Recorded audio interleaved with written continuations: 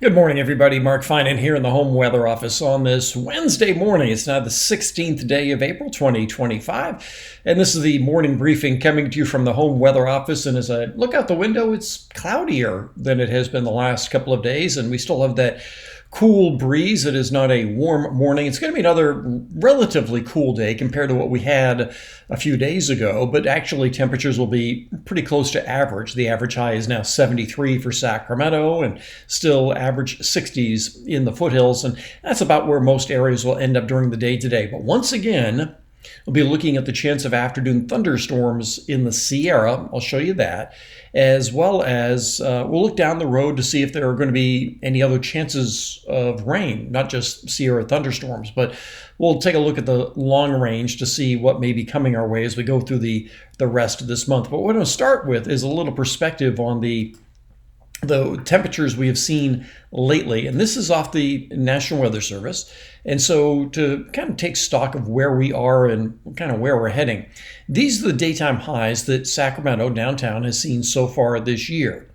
So as you can see, in the last few days, we went 77, 84, 84, 84, 77, 85, 89, and then 73. So that was the big drop we had yesterday, down to 73 for a high. And then the next couple of days will likely stay in that range of the low 70s, maybe some warming toward the end of the week.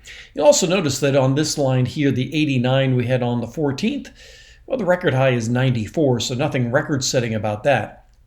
There's also this chart up here, which shows the high and low temperatures every day, and then the red line is the records.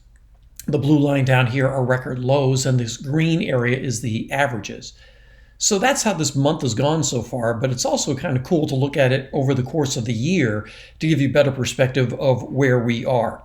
So January, February, March, and then here we are in April. And same thing, these are the high temperatures and these are the low temperatures. The red indicates record highs. So up here, this is the highest we've ever seen. There you go. That's September when we went to 116. But you can see where we are trending upward here. If you just kind of look at this overall line, we are trending upward. So even though we have some cooler weather with temperatures over the next few days that'll be along this line, well, you can see that that line obviously is trending up as we head toward July. So, the next time we warm up, it will likely be into the 90s. And then the next time we cool off after that, that'll likely be a cool down to the upper 70s. So that's kind of the way it goes. That by the time we get into June, our hot days are over 100, and our cool days, by the time we get to June, July, and August, it's hard to get daytime highs that are under 90. We'll get a few, but that's when we'll be talking about a cool down to 88, as opposed to a warm up to the upper 80s. So that's kind of taking stock of where we are in terms of the season. Here's how it looks from above this morning, and here's that flat overcast that we have over much of the immediate area. It's clear to the north. We have big time marine layer down south. This will gradually burn off. It did yesterday, but man, the central and southern coast, lots of thick marine layer. And so we have these clouds swirling around here. And I have a feeling that some of this cloud cover, we'll have to see how much of this breaks up later on today. I was hoping that we'd see clearer skies and we'd give a better definition to the afternoon development of thunderstorms in the Sierra, because those clouds are really pretty. And as a matter of fact, I snapped this shot just with my iPhone from the backyard yesterday, last evening, and just get these beautiful billowing clouds. And this was late in the evening. But the other interesting thing I noticed about this shot, let me see if I can scoot this up so you can see the bottom, is you'll notice that the convection starts here. So this is kind of the base of the cloud. And it's almost like you could see the cap, that the best convection is taking place well above the surface here. And this cell wasn't producing any rain. There was a cell farther to the east of Georgetown that was producing some rain at this time. But you can see this somewhat elevated convection, so you can just kind of see that from here on up you had condensation taking place, and that warm, moist parcel being lifted into the colder air aloft and producing this sort of beautiful cap up in here. So I'm not sure if we'll see that sort of thing today because of this cloud cover. We'll have to see how much of this cloud cover breaks up as we get into the afternoon to give us the possibility of clearing. We already are going to see some of that clearing to the north, but we'll have to see how that transpires down south. Now let's go to the HRRR, and we'll see that the HRRR this afternoon is indicating showers and thunderstorms more on the east side today, or the crest of the Sierra, and maybe coming down the hill a little bit into the late afternoon. It looks as though this model wants to develop them over the crest of the Sierra and then maybe drift them a little bit to the east, to the west rather. And then on Thursday, much less activity. There will likely be some down 395 on Thursday afternoon, and then Friday we will be dry.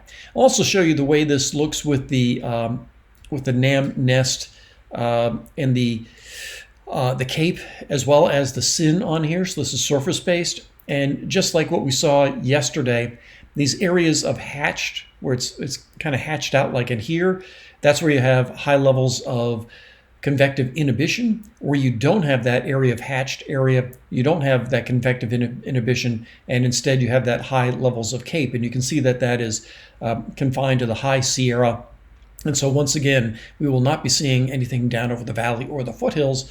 All of that dissipates as we go through the night tonight. And then this is Thursday afternoon. You can see that the instability isn't nearly as widespread on Thursday afternoon as what we're going to see this afternoon. So while we'll likely see some of those big buildups on Thursday afternoon, I don't think they'll be quite as extensive as what we may see today. But today's really going to depend on how much that cloud cover ends up breaking up.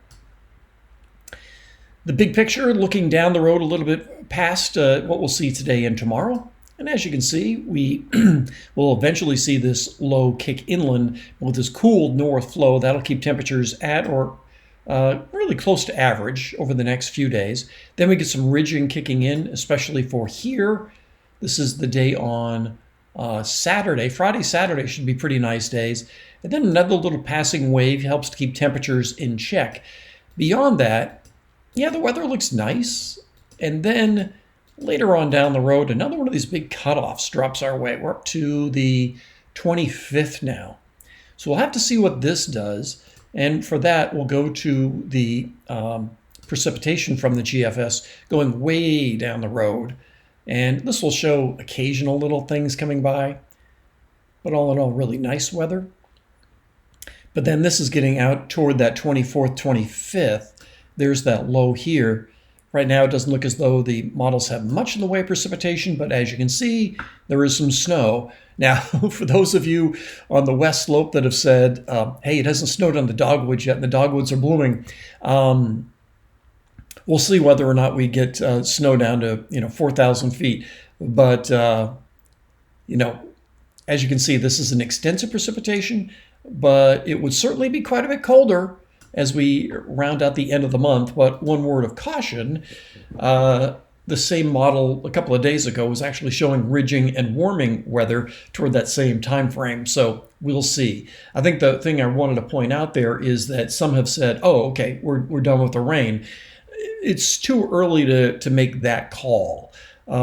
As I've mentioned before, I usually kind of look at tax day yesterday as being the end of the rain season, but that doesn't mean you don't get any more rain for April, May, and even into June. There'll be a couple of more cases where we will have rain in the valley, the foothills, and maybe even some snow in the Sierra.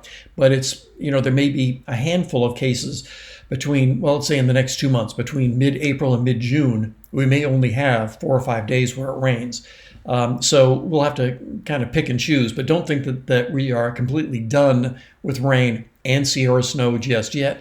But nothing really in the immediate future other than the thunderstorms we'll see over the crest of the Sierra today. So that's everything I've got for you on this Wednesday morning. Make it a great day. I'll talk with you later.